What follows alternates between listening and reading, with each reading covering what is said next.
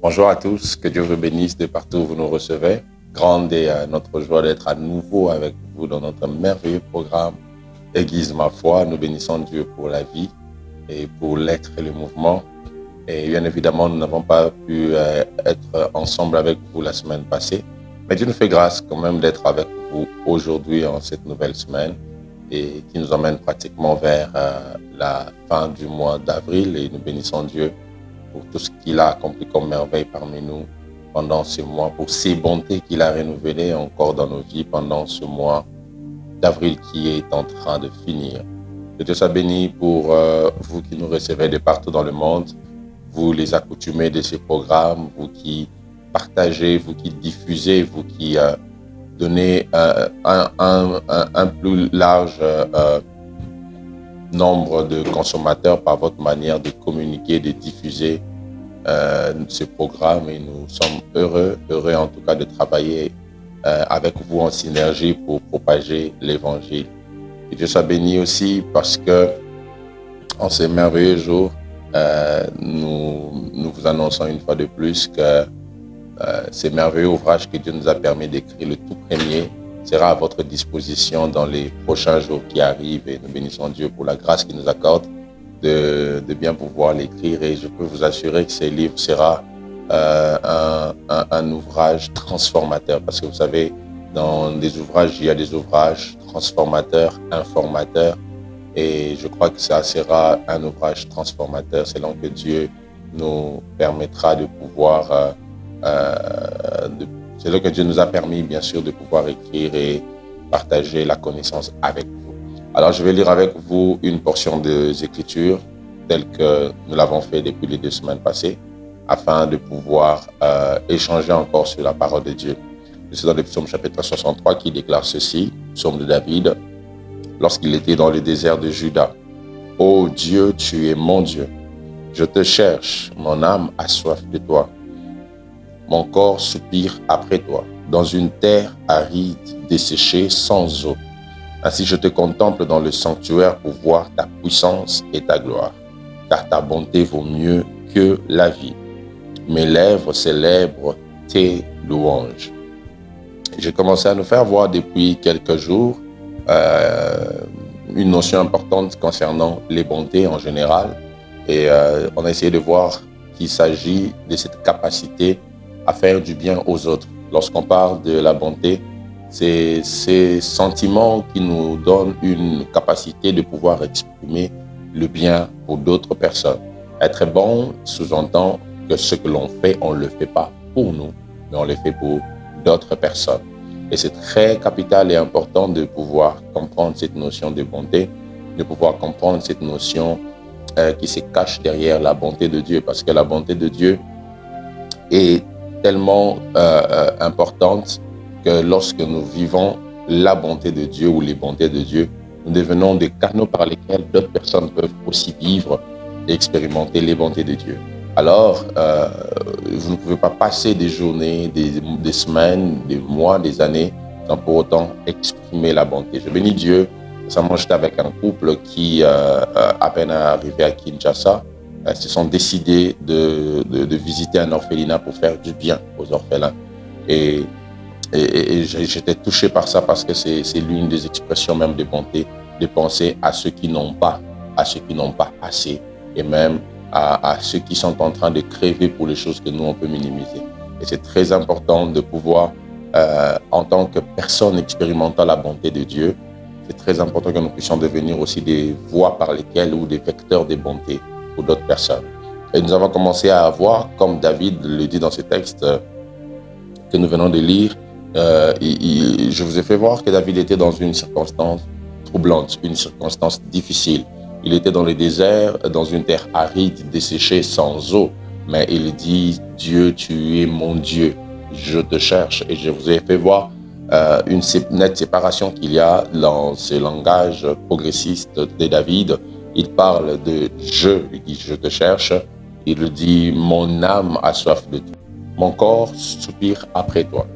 Il nous fait voir dans ce texte, comme je vous ai dit la fois passée, il y a 3 exercices différents qui se font dans la présence de Dieu. Lorsque l'homme est dans la présence de Dieu, son esprit cherche, son âme exprime la soif et le corps exprime les soupirs. Et c'est très important de comprendre cette séparation entre ces trois concepts parce que ça influence même notre manière de prier, ça influence notre vie de prière, notre approche au devant de Dieu quand on doit prier. Et David nous fait voir que l'esprit cherche et l'âme a soif et le corps soupire. Alors, c'était dans une terre desséchée, aride et tout ça. Mais David nous fait voir qu'il pouvait encore chercher Dieu. Et je vous ai dit une vérité importante que j'aimerais répéter. Il a dit, je vous ai dit ceci, la bonté ou soit les bontés doivent être d'abord perçues en esprit avant d'être vécues dans nos corps. Donc c'est d'abord en esprit que nous percevons les bontés de Dieu. C'est le corps de David qui constatait que la terre où il s'est trouvé était aride. C'est le corps de David qui avait soif d'eau. Mais David dit, mon corps soupire après toi, mon âme a soif et mon esprit te cherche. Donc, il n'a pas regardé les conditions de l'environnement pour influencer le langage de son esprit, mais il a gardé un langage positif au point où il dit même « car ta bonté vaut mieux que la vie ».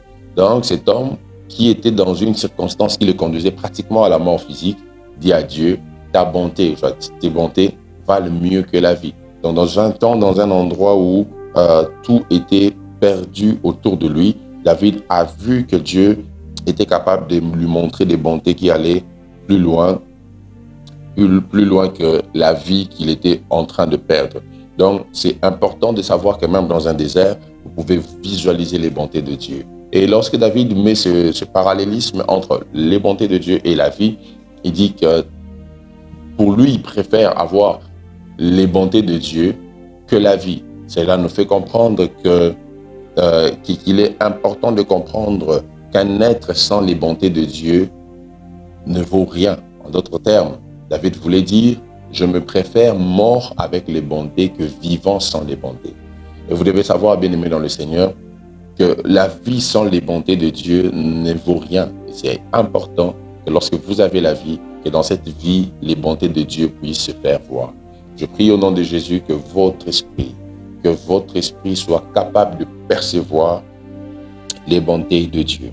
La deuxième des choses que j'aimerais nous faire voir sur ce psaume, ou soit sur les bontés de Dieu, c'est que vous devez savoir que ce qui se passe dans votre âme et dans votre corps ne doit pas changer votre perception de la bonté de Dieu. Vous devez savoir, bien-aimés dans le Seigneur, que ce que vous vivez dans votre corps, ce que vous rencontrez au niveau de votre âme, ne doit pas changer votre perception de Dieu dans votre esprit. Si David était toi et moi, je crois qu'on allait faire 21 jours de jeûne et prière en train de se lamenter et de dire « Seigneur, regarde comment je suis en train de souffrir. Seigneur, regarde, je n'ai pas mangé. Seigneur, je n'ai pas de véhicule. Seigneur, regarde, on ne m'a pas payé il y a cela 2 mois. Seigneur, regarde, je ne subis pas d'augmentation de salaire. Seigneur, regarde, ça fera 3 ans que je n'ai pas de promotion au travail. Seigneur, est-ce que tu vois, est-ce que tu entends ?» David n'a pas fait des jours de lamentation. David n'a pas fait des jours de pleurs. David, pendant ce temps, n'a pas changé sa perception en esprit à cause des situations qu'il vivait dans son corps. J'aimerais dire à quelqu'un ceci. Vous ne devez pas changer la conception ou l'appréciation de Dieu à cause des circonstances qui vous entourent ou que vous vivez.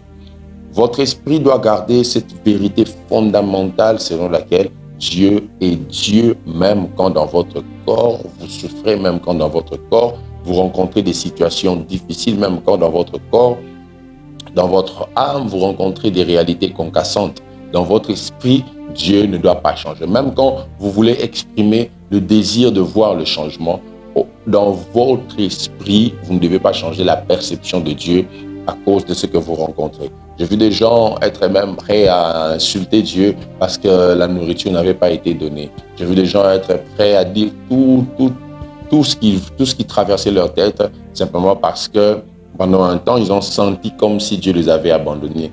Dieu ne doit pas être conçu ou perçu selon nos émotions. Dieu doit être perçu selon les convictions intérieures qu'il a placées dans nos esprits.